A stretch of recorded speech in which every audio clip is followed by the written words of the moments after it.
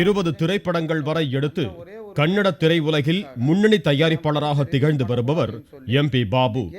இவர் தமிழ் திரையுலகில் படம் தயாரிக்க வேண்டும் என்கிற எண்ணத்தில் KS ரவிக்குமார் இயக்கத்தில் முடிஞ்சா இவன புடி எனும் திரைப்படத்தை எடுத்து வெளியிட்டுள்ளார். ஆனால் அந்த திரைப்படம் தொடர்பாக தயாரிப்பாளர் சங்கத்தின் பெயரை பயன்படுத்தி சிலர் கட்ட பஞ்சாயத்து செய்ததால் 5 கோடி ரூபாய் வரை பாபு இழந்துள்ளதாக தகவல் வெளியானது. இது தொடர்பாக பெங்களூருவில் பேசிய பாபு, ராக்லைன் வெங்கடேஷ் தயாரித்த லிங்கா திரைப்படத்தில் தான் மேலாளராக மட்டுமே பணியாற்றியதாக கூறினார். இதனைத் தொடர்ந்து தான் தயாரித்த முடிஞ்சா இவன பிடி திரைப்படத்தை வெளியிடும் சமயத்தில் லிங்கா இழப்பீட்டை கொடுக்க வலியுறுத்தி விநியோகஸ்தர்கள் நெருக்கடி கொடுத்ததாக கூறியுள்ளார்.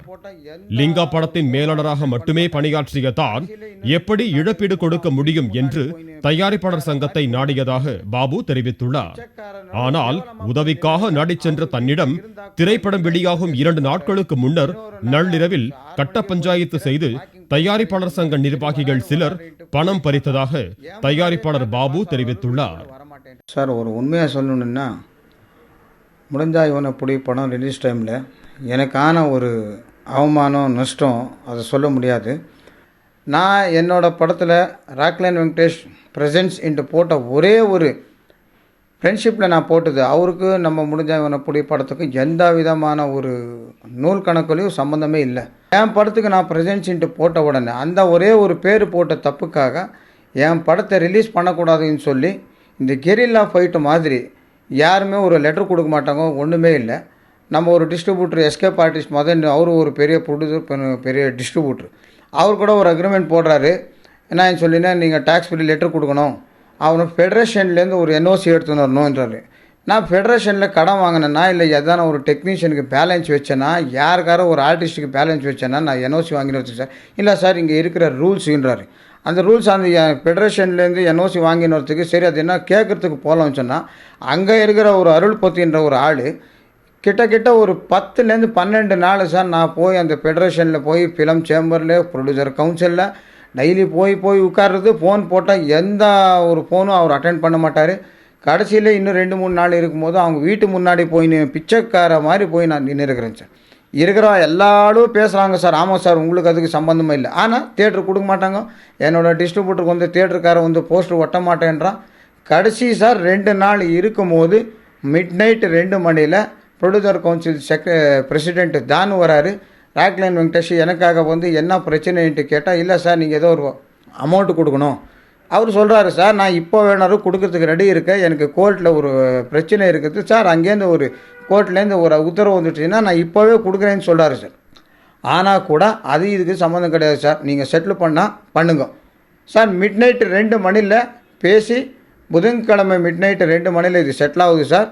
அடுத்த நாள் அவருக்கு RTGS போகுது, யார் ப்ரொடியூசர் கவுன்சில் பிரஷர். அது வந்து ஃபெடரேஷனில் வந்து நாங்கள் செக்கு வாங்க மாட்டோம், நாங்கள் கேஷ் மட்டும்தான் வாங்குகிறோம், நம்ம பேருக்கு நாங்கள் செக்கு வாங்க மாட்டோம், நீங்கள் என்னென்ன பண்ணிக்கோங்கன்னு சொல்லி அப்போ ப்ரொடியூசர் கவுன்சில் பிரசிடென்ட் தானு வந்து அவர் பணத்தை அவர் அக்கௌண்ட்டுக்கு வாங்கி அப்புறமா அவர் டிஸ்ட்ரிபியூட்டர் பண்ணுறாரு சார். அந்த பணம் கொடுக்குறவருக்கோ எனக்கு எந்த படம் ரிலீஸ் பண்ணுறதுக்கு பர்மிஷனே கொடுக்கல. கட்ட பஞ்சாயத்து போன்ற நடவடிக்கைகளால் தனது படத்தை குறைந்த அளவிலான திரையரங்குகளில் மட்டுமே வெளியிட முடிந்ததாகவும் இதனால் 5 கோடி ரூபாய் நஷ்டம் ஏற்பட்டிருப்பதாகவும் அவர் கூறியுள்ளார். சில விநியோகஸ்தர்களின் துணை கொண்டு பிரச்சனையை தூண்டி அதை காரணம் காட்டி அவர்களே கட்ட பஞ்சாயத்து நடத்துவதாகவும் படம் வெளியாகும் கடைசி நேரத்தில் பணம் கேட்டு நெருக்கடி கொடுப்பதாகவும் பாபு வேதனை தெரிவித்துள்ளார். ஒரு 250லேருந்து 300 தியேட்டர் போடுற ஒரு படத்தை ஒரு 40லேருந்து 50 தியேட்டர் போட்டு என் படத்தை வந்து டோட்டலாக வாஷ் அவுட் ஆகிற மாதிரி பண்ணி ஒரு 4லேருந்து 5 கோடி ரூபாய் நஷ்டம் ஆகிற மாதிரி எனக்கு பண்ணி விட்டார் சார். இப்போ அந்த படத்தில் வந்து இது வரைக்கும் அவர் என்ன பண்ணியிருக்காருன்ட்டு இது வரைக்கும் எனக்கு கணக்கும் கொடுக்கல. இதுக்கு என்ன காரணம்னா, டோட்டலாக வந்து அங்கே எல்லாரும் கண்ட்ரோலில் வச்சுக்கின்னு ஒரு கட்ட பஞ்சாயத்து போட்டு ஆளுக்கு எதனா ஒரு ஆர்டிஸ்ட் தப்பு பண்ணால் அவரை கூப்பிட்டு அவர்கிட்ட ஒரு பெனால்ட்டி, இவர் தப்பு பண்ணால் இவர்கிட்ட ஒரு பெனால்ட்டி போட்டு பணத்தை வாங்கி பணத்தை அது என்ன பண்ணுறாருன்ட்டு நம்மளுக்கு தெரியல சார். பணமும் என்ன ஆகுது தெரியல. இப்போ இவங்க யாரோ பண்ண இதுக்கு தப்புக்கு இப்போ என் படத்தை நிறுத்தி வச்சு இப்போ எனக்கு இப்போ அந்த 4.5 கோடி ரூபாய் யார் கொடுக்குறாங்க? இன்னும் ஒரு 5-10 படம் பண்ணிட்டு வந்தேன் சார். இது ஒரே ஒரு படத்துலேயே என்னை வந்து அங்கேருந்து விரட்டிட்டாங்க சார். அந்த மாதிரி ஒரு தொல்லை கொடுத்து எனக்கு இந்த மாதிரி லாஸ் பண்ணி விட்டாங்க. இந்த ஃபெடரேஷன் மேலே கண்டிப்பாக வந்து ஒரு நடவடிக்கை, லீகலாக ஒரு நடவடிக்கை எடுக்கணுன்ட்டு. கட்ட பஞ்சாயத்தில் வந்து எல்லோரும் ஒன்று தான் சார். அங்கே ஒருத்தருக்கு கிடைக்க மாட்டாங்க சார். எல்லாம் மிஸ்ஸிங் பாய்ஸ் மாதிரி அந்த டைமில் வந்து எல்லாம் மிஸ்ஸிங் சார். இது வந்து தயவு செஞ்சு அந்த கட்ட பஞ்சாயத்தில் நடக்கிற ஒரு ஆஃபீஸு, அந்த ஆஃபீஸ் பேரரை தயவு செஞ்சு நீங்கள் கூப்பிட்டு புகார் வைங்க சார். நான் நேரடியாக வந்து அவர் முன்னாடி லைவில் பேசுறதுக்கு நான் ரெடியாக இருக்கிறேன். 12ஆம் தேதி படம் ரிலீஸுன்னா 10ஆம் தேதி மிட் நைட்டுக்காக நம்மளை மீட் பண்ணுறீங்க. பணம் செட்டில்மெண்ட் வந்த உடனே எல்லோரும் மீட்டிங், எல்லோரும் ஃபோனில் டச்சில் வரீங்க.